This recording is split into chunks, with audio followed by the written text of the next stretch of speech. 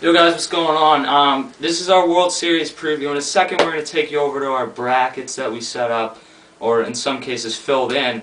But other than that, there's a huge announcement at the end of this show, so just stick around. We're going to go through this bracket, then we got a special announcement. Let's go over. Alright, so we'll start with my section of the bracket. In baseball, for some reason, the 1 plays the 3. I don't know why.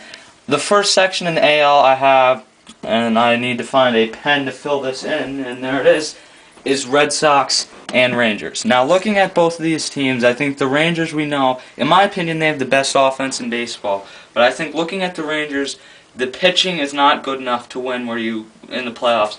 So I'm going to fill this in as Red Sox moving to the second round. If you go up to the northwest section of the bracket, you got the Yankees and the White Sox.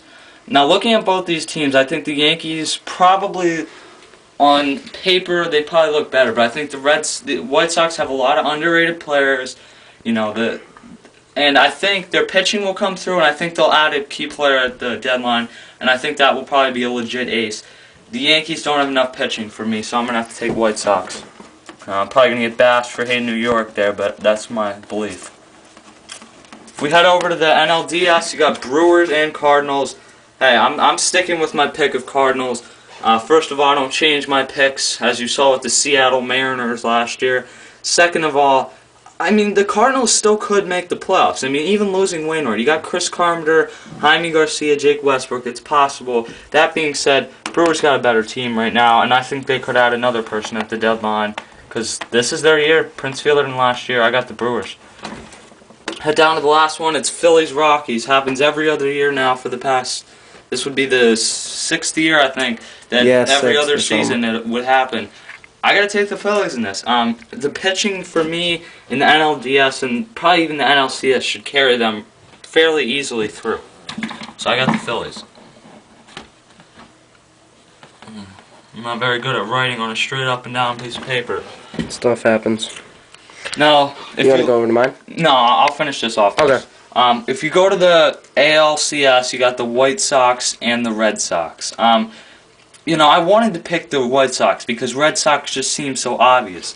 But on paper, Adrian Gonzalez, Carl Crawford, add that to Dustin Pedroia, Kevin Youkilis, the lineup is stacked. If you look at the pitching, Clay Buchholz, John Lester are the most underrated pitchers in baseball. I mean, I got the Red Sox winning the AL. In the NL, call me a homer here, but the pitching for me is just too good.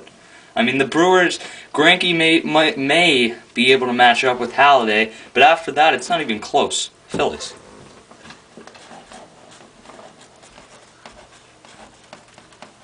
Now, I think we share a similar World Series preview, or World Series champ. So we're going to flip over to AC's section of the bracket, and he already filled his in, basically. I guess we'll explain it a little bit here. Go to the Red Sox. Up top, we get the 1 versus 3. We get the Red Sox versus the Rangers. Any other team in the NL West just doesn't make sense. Or AL West. My apologies to that. The Red Sox just clearly a better team with their stacked lineup and everything. The only thing I have different really than Tim is this right here. Got the Yankees over the White Sox.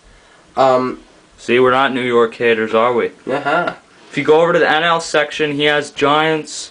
That's a bit different than me, but he has Phillies beating Giants. And then looking at Brewers, and you can't see the Reds, but it's Reds at the bottom there. He's got that a bit different. But in the end, he has the same NLCS matchup of Phillies and Brewers. He has the same 2 teams going into the World Series, Phillies-Red Sox. So let's set the camera down and explain that pick first. Make sure it's focused in and we can see everything. Not our smartest idea here, but hey, it happens. It's different. It's change up from us. This would be an interesting way to do this. It's a change up from us just sitting down and talking. Okay, so Phillies, Red Sox. I mean, every magazine is calling this, and I normally don't like to go with the obvious pick. But on paper, no one else in the ALCS or in the AL matches up with the Red Sox. Not pitching wise. Maybe hitting-wise, you could say the Rangers and potentially the Yankees, but I think overall the Red Sox are stacked. No other team just makes no other team makes sense. No. I mean, it doesn't make sense to pick anyone else. It's a really ballsy move to pick anyone else, to be honest. So. And I normally like to make those picks, but I learned last year by picking the Mariners to be in the World Series. Sometimes it's better to go with the obvious pick than trying to be the smart person. So I'll just stick with the obvious pick for the season. Phillies and Giants for you. I don't have that set up because I don't think the Giants will make the playoffs because I don't think their hitting will be good enough. I think it's the same roster coming back. Lincecum hasn't looked great in spring training, and while that doesn't mean a lot, I see the Giants falling a few games short. I also don't see the Reds in the playoffs. But in the end, you have the same matchup as me, Phillies-Brewers. It really doesn't matter as far as our divisional series because it eventually leads up to the same World Series matchup. The Giants, I don't know. I don't feel that you need a lot of hitting in order to succeed in the NL West, and that's why I picked them because they have guys like Matt Cain and Lincecum, who their pitching is pretty good. Yeah, it's pretty good. That's an understatement. And that should be a classic series, having Cain, Halladay again, or Lincecum, Halladay. Hopefully this time it lives up to the hype. Having Lee and Cain or Lee and Sanchez, something like that. That should be fun to watch.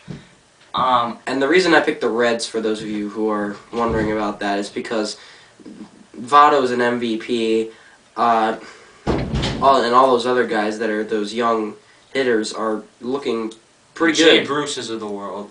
Yeah. Yeah. Okay. So for me, we get called homers on here occasionally. I think a lot of you guys that watch us know that we don't pick against certain teams and certain ways. Things how that goes. In that NFL playoffs, AC picked Eagles, who lost by like 3 points, and he was a homer for making that pick. I picked against the Eagles. They lost, so I guess I got the pass on that one. And an unrelated story, Steelers fan KJ picks the Eagles and he gets called a homer, but that's a different story. And I wanted to pick against the Phillies here just to prove that, you know what, I'm not a homer. So did AC. But we can't pick against them in the NL, at least. Not in the NL. There's no team in the NL that looks even remotely like they could defeat the Phillies in a 7-game series. Now, in both situations, yeah. I thought the White Sox could maybe make a run in the AL. Brewers could make a run in the NL. But the White Sox have lost Peavy. I mean, not for long, but it could end up being worse. The Brewers have lost Greinke and Markham already for at least a short time, and I'm just not putting my chips there. World Series, you have who was the winner? I got the Red Sox. I mean, I agree. It's just we're not their homers lineup here. is too stacked. The lineup is stacked. There's too many questions with the Phillies this season. There really are. They've got a hole at second base with Utley, at least for the first couple of months, in my opinion. This is not going to be a short injury. They've got a hole in right field in their lineup. Worth is gone. Raul Ibanez could become a hole in left field. Yeah, if he dies or something. I think shortstop could become a position of question. I mean, the name's basically keeping Jimmy Rollins in the lineup the last few years. Ryan Howard. I put trust in Valdez. I do, but he can't hit. I mean, Valdez is not a starting shortstop in the major leagues, especially not on a team that's going to win the World Series. For me, though, the Red Sox look stacked. The Phillies not only have the problems in the lineup, the rotation's stacked, that's fine. But the bullpen now has questions with Brad Lidge. I mean, Denny's Baez doesn't belong playing in your high school baseball team, let alone Philadelphia Phillies. I mean, this guy should be bagging groceries at your local grocery store. But, I mean, for me, there's too many questions. That bullpen. The Red Sox, you go to their bullpen, they got 3 guys who could potentially close, in Jenks, Papelbon, and Daniel Bard. And both of those guys, Bard and Jenks, can be solid if they're not closing. They got Dan Wheeler. They got a few lefties, Denny Reyes, Hideki Okajima. The lineup, if you want me to go through the lineup, I can point you out.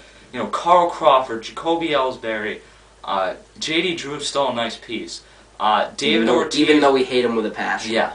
David Ortiz, Dustin Pedroia, Kevin Youkilis moves over to third. You got Marco Scutaro at short. You got some questions at catcher, but you know the lineup is still stacked. If Big Pappy can have a remotely good season, Adrian Gonzalez will see pitches and win the MVP. The Red Sox are too good for me. The thing here is people are going to tell us, oh, well, the Phillies starters will just carry them, and that's not entirely true. They didn't last year. No, not at all. And when people are saying, oh, the Phillies starters are so much better than the Red Sox starters, that's also not entirely true. No, because you got guys like Beckett, and you got all these guys. Beckett is one of the great Okay, so our audio cut off there. Basically, the thing about John Lester's a beast. He's improved. He's improved. Buckholz should only improve. They've been through pressure situations, both throwing no-hitters. Lester beating cancer. I mean, these guys have a good team. The lineup should improve with Crawford and Agon. And, I mean, really, for me, the Red Sox should win the World Series. Yeah, I agree with that. I mean, their pitching can definitely match up with the Phillies' pitching, especially their bullpen. Their bullpen beats the crap out of the Phillies' bullpen. But, go ahead. Yeah, and this is our huge announcement, real quick. We're starting a new show, The Cycle. It will be a baseball show for legit baseball fans. It'll probably be 20-30-minute show once a week, probably on Fridays or Saturdays. I mean, during the summer, our schedule completely changes. But I think we're going to talk huge baseball topics. We're going to go through standings. It's for the legit baseball fans out there, because I know it's hard to find legit baseball talk on YouTube sometime. You will be getting that. Props to Justin Godsey for the name. And we'll be featuring some guests on that show, such as Kevin McAlpin, 97.5 The Fanatic, ESPN in Philadelphia. He'll be on there with us. And Justin and Richard from MLB Baseball Blog. So it should be good stuff. Check it out. I'm Timmy Zacey. That's our World Series preview. We'll see you later.